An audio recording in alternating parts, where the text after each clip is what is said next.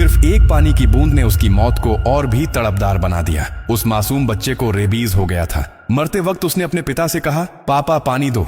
लेकिन जैसे ही उसके सामने पानी लाया गया, उसका शरीर कांपने लगा, आंखें फट गईं और गले से एक अजीब डरावनी आवाज निकली। उसने पानी को देखकर चीखना शुरू कर दिया, क्योंकि रेबीज होने पर इंसान को हाइड्रोफोबिया यानी पानी का डर लगने लगता है। यह कोई फिल्मी सीन नहीं, एक सच है, और यह सच किसी भी दिन आपके बच्चे को निगल सकता है। रेबीज कोई मामूली बीमारी नहीं, यह एक बार शरीर में आ जाए तो मौत निश्चित है, और वह भी बहुत तड़प कर। जब रेबीज वायरस नर्वस सिस्टम को अटैक करता है, दिमाग कंफ्यूज्ड होने लगता है, मसल्स टाइट होने लगती हैं, वॉइस ब्लॉक हो जाता है, और जैसे ही पेशेंट पानी देखता है, पूरी बॉडी में वायलेंट शॉक्स आने लगते हैं। हाइड्रोफोबिया की स्टेज पर इंसान कुछ बोल नहीं पाता, कुछ खा नहीं पाता, और पानी तो देखना भी टॉर्चर लगने लगता है। उसके बाद शुरू होता है पेनफुल इंतजार, मौत का। अब सबसे बड़ा सवाल, रेबीज फैलता कैसे है? ज्यादातर डॉग बाइट से, लेकिन सिर्फ काटना ही रीजन नहीं। अगर इन्फेक्टेड डॉग की सलाइवा किसी भी कट, वुंड या आंख नाक मुंह पर टच हो जाए तो वायरस अंदर पहुंच जाता है। इंडिया में जितने स्ट्रे डॉग सड़कों पर घूमते हैं, उनमें से कई ऑलरेडी इन्फेक्टेड होते हैं और लोगों को पता भी नहीं चलता।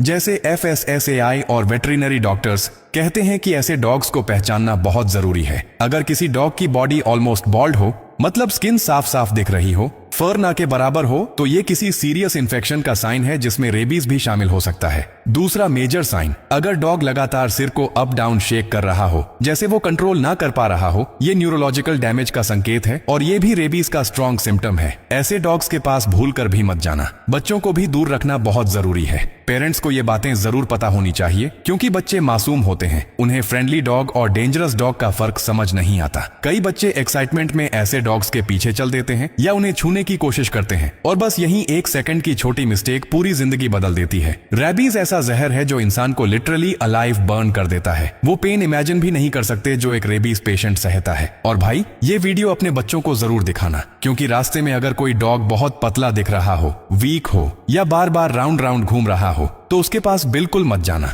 इस तरह का बिहेवियर रेबीज का स्ट्रॉन्ग इंडिकेशन होता है। बहुत से बच्चे सोचते हैं कि डॉग खेल रहा है और एक्साइटमेंट में पास जाकर उसे टच कर लेते हैं, लेकिन ऐसे डॉग्स अचानक बाइट कर देते हैं और फिर बच्चों को रेबीज हो जाता है। रेबीज का कोई इलाज नहीं है, जेरो क्यूर, सिर्फ प्रिवेंशन ही लाइफ सेवर है। अगर कभी भी कोई डॉग काट ले, चाहे हल्की तरफ बस स्क्रैच ही क्यों ना हो, तुरंत साबुन और पानी से 15 मिनट तक वॉश करो। टाइम वेस्ट मत करो, डायरेक्ट डॉक्टर के पास जाओ और एंटी रेबीज वैक्सीन लगवाओ। ये वैक्सीन लाइफ सेवर है। देरी करना मौत को इन्विटेशन है देना है। एक छोटी प्रिकॉशन आपकी पूरी जिंदगी बचा सकती है। इसलिए इस वीडियो को आगे भेजना बहुत इंपॉर्टेंट है। इसे हर फ्रेंड, हर पेरेंट, हर बच्चे वाले घर तक पहुंचाओ। हो सकता है तुम्हारा एक शेयर किसी की जान बचा दे। भाई, एक बात जो ज्यादातर लोग बिल्कुल इग्नोर कर देते हैं, रेबीज सिर्फ कुत्ते से ही नहीं फैलता, बल्कि बिल्ली, बंदर, चमगादड़ जैसे जानवर भी रेबीज वायरस के बड़े कैरियर्स होते हैं। कई बार बच्चे पार्क में बंदर को बिस्किट दे देते हैं और हल्की सी स्क्रैच लाइन लग जाती है और लोग सोचते हैं कुछ नहीं हुआ, लेकिन भाई सच ये है कि वही छोटी सी खरोंच इंसान की लाइफ को डायरेक्ट रिस्क पर डाल देती है। रेबीज वायरस अक्सर कई दिन या कभी कभी कई हफ्ते तक बॉडी के अंदर बिल्कुल साइलेंट मोड में बैठा रहता है। इस दौरान कोई सिम्टम नहीं दिखता,